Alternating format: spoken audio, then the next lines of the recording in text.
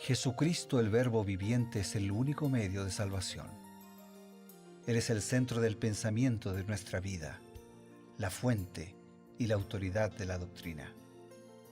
El principal propósito de la vida de Cristo fue la obediencia a los mandamientos, exaltando la ley de Dios como un reflejo de su carácter. El principal mensaje a ser predicado en el mundo, basado en Apocalipsis 14, está representado por 3 ángeles llevando el Evangelio eterno al mundo entero. Este mensaje se basa en los encantos inigualables de Cristo y declara que la hora del juicio ha llegado y llama a obedecer los mandamientos de Dios. Mediante su palabra, Dios ha comunicado a los hombres el conocimiento necesario para la salvación. Las Santas Escrituras deben ser aceptadas como dotadas de autoridad absoluta y como revelación infalible de su voluntad. Y aunque el canon de las Escrituras inspiradas está cerrado, el Espíritu Santo continúa iluminando, amonestando y confortando al pueblo de Dios a través del testimonio de Jesús, el Espíritu de profecía. El camino a la vida se traza a través de un camino angosto que debe ser recorrido con confianza a las promesas que Dios dejó a hombres y mujeres fieles que dedicaron sus vidas hasta la muerte por el Evangelio eterno. Los fundadores de la Iglesia soñaron con el día en que la revelación sería una realidad en sus vidas. Miraron con los ojos de la fe a aquel día glorioso cuando finalmente la promesa sería cumplida en la venida magistral de Jesucristo a esta tierra para recompensar a cada uno según sea su obra.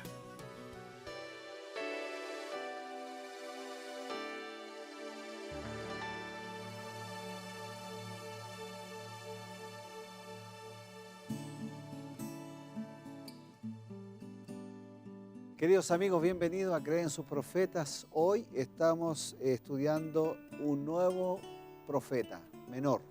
Menor en el sentido porque es menor en extensión, no porque sea menor en importancia, ¿verdad? Así Nahum es. capítulo 1, versículo 2. Vamos a comenzar a leer. Bienvenido, pastor.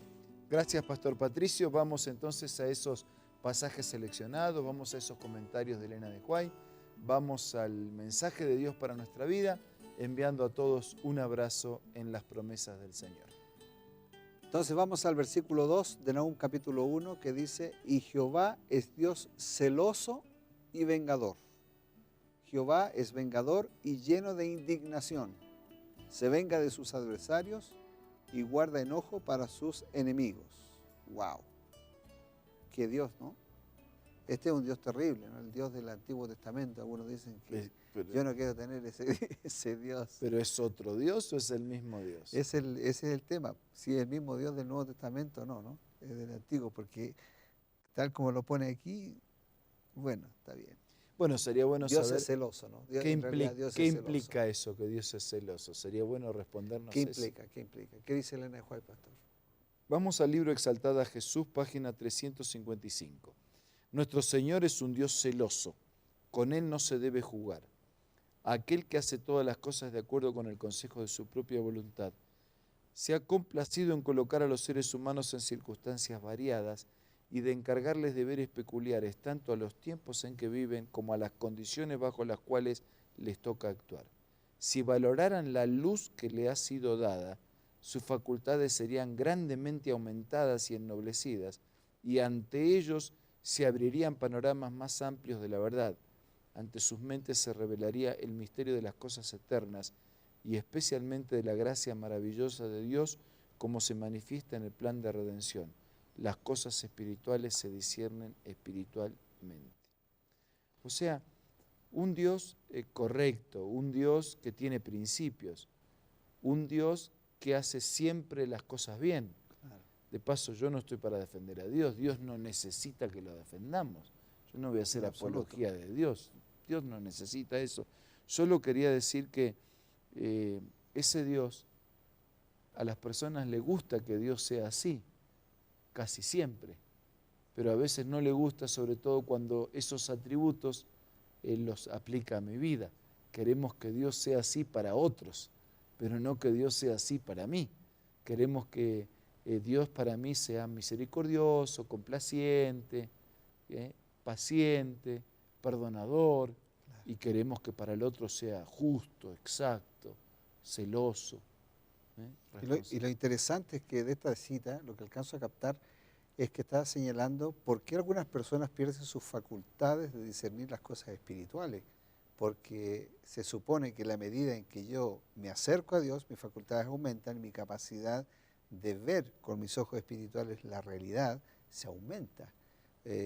Incluso se comienza a disfrutar mucho más de las cosas de Dios y se pierde esta noción de un Dios terrible y horroroso, tremendamente castigador y celoso y vengativo, y se empieza a visualizar el verdadero Dios, el Dios de amor que está detrás de todas las cosas.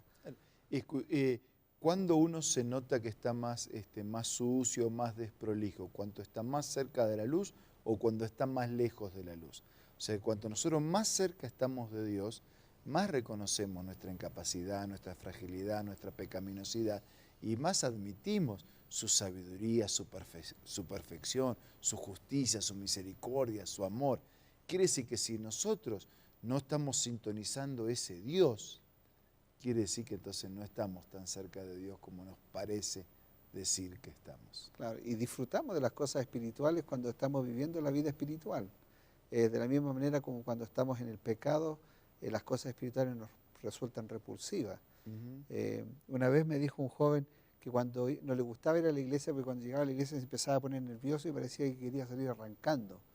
Esa es una sensación netamente de una persona que está en una vida espiritual media débil, porque le molestan las cosas de Dios. Yo creo que el enemigo también produce eso en la vida de la persona, ¿no? Quería salir arrancando. Se siente incómodo, se siente culpable. Esa incomodidad, ¿no es cierto? Esa sensación de querer irse de la iglesia es producto también, parte de esa falta de una relación, de una amistad con Dios. Pero también es erróneo, pastor, me parece, porque justamente es en ese momento cuando la persona debe sentir la mayor necesidad de estar allí en la iglesia, en la presencia de Dios, ¿no le parece? Sí, por eso, cuanto más cerca de Dios estamos, más admitimos nuestra culpabilidad, nuestra desgracia, y más nos va a gustar estar en la presencia del Señor. Y por eso vemos un Dios tan malo, tan malo. ¿Por qué lo vemos la parte negativa de Dios y no miramos la parte positiva de Él? No, porque estamos alejados de Dios, y alejados de Dios solamente vemos un Dios que parece tirano, un Dios dictatorial, que manda, que ordena. Yo siempre digo así, mira, a la gente le gusta un Dios salvador. Cuida, perdona, protege. Un Dios bonito. Me encanta. Pero a la gente no le gusta un Dios Señor. Manda, gobierna, dirige, soberano, autoridad. Pero Dios es así. Porque Él es soberano, porque es creador, porque es poderoso, es que Él puede cuidarme, protegerme, perdonarme, salvarme. Si no, no tendría ninguna condición de hacerlo, ¿no? Ojalá que nosotros no solamente nos guste abrazar al Salvador, sino también al Señor. Bueno, posiblemente está en este momento sintonizando este programa, está escuchando estas palabras y está a punto de cambiar el canal. No lo cambies, no lo cambies. Porque seguramente Dios a veces tiene cosas insospechadas y Dios tiene cosas especiales que contarte. No hay pérdida de esperanza, hay oportunidad siempre, aunque te parezca que Dios es un Dios celoso, es un Dios terrible, no lo es un Dios de amor. Vamos a avanzar. Vamos a leer ahora el versículo 7. Versículo 7, Nahum 1, 7. Jehová es bueno, ahora está la otra parte. Jehová es bueno, fortaleza en el día de la angustia y conoce a los que en él confían.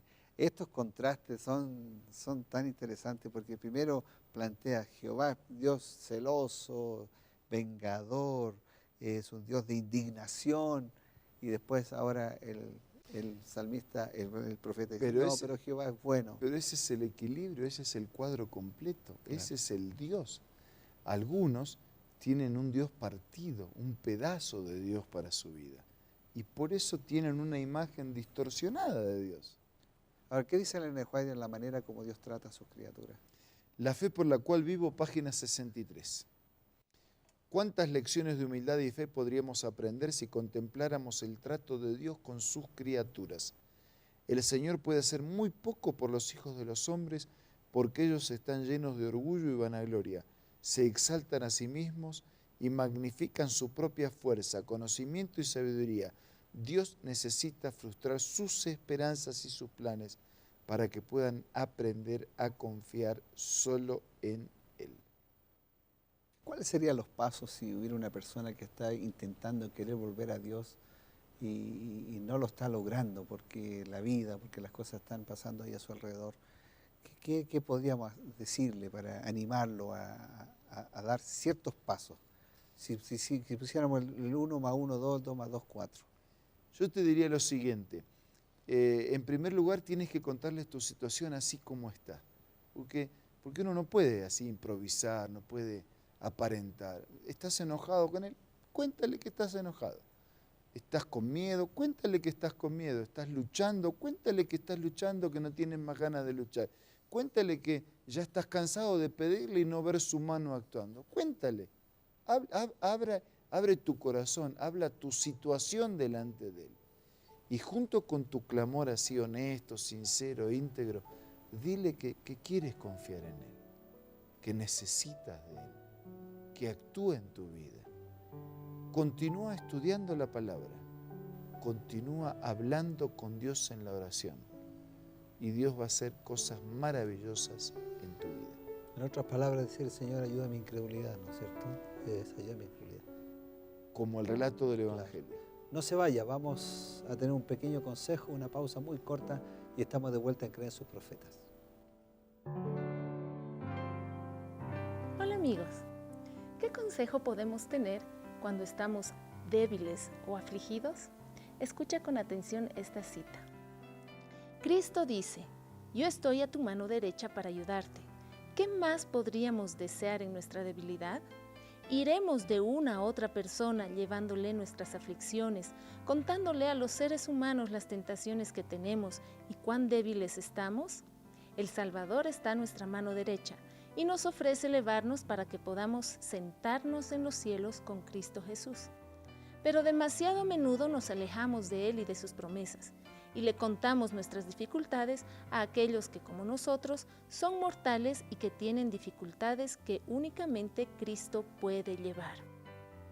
Esta cita la encuentras en el libro Nuestra elevada vocación y puede ser parte de tu biblioteca personal. Visita la página www.editorialaces.com o descarga la aplicación Elena G. de White de la App Store o Play Store. Muchas gracias por permanecer allí. Estamos en un momento muy importante, ya en el momento final, de ver cómo Dios tiene siempre paciencia y nadie queda fuera del amor de Dios. ¿No es así, pastor? Así es, nadie. Si como la recomendación de Pablo a los hebreos puede ser tenida en cuenta para nosotros, acerquémonos pues confiadamente al trono de la gracia para encontrar el oportuno socorro. Acerquémonos confiadamente. ¿Cuándo? Ahora. ¿Qué hay que hacer? Acercarse. ¿De qué manera? Confiadamente. Vamos a orar. Señor, en este momento, junto a todos nuestros amigos, queremos acercarnos confiadamente a ti. Señor, ayuda a nuestra incredulidad. Fortalece nuestra débil fe. Amén. Danos valor para confiar y depender más de ti, para hacer tu voluntad, para compartir la fe y la esperanza y prepararnos para tu reino. Oramos agradecidos en el nombre de Jesús. Amén. Amén. Querido amigo, muchas gracias por estar con nosotros. Esperamos haber sido de gran utilidad para llevarle un poquito de esperanza, un poquito de ánimo en su vida. Yo sé que puede estar pasando por problemas difíciles, pero Dios tiene muchos caminos, muchas puertas para animarlo y ayudarlo y levantarlo. Siga con nosotros, siga en la compañía de Nuevo Tiempo y será hasta un próximo programa de Creen sus Profetas. Muchas gracias.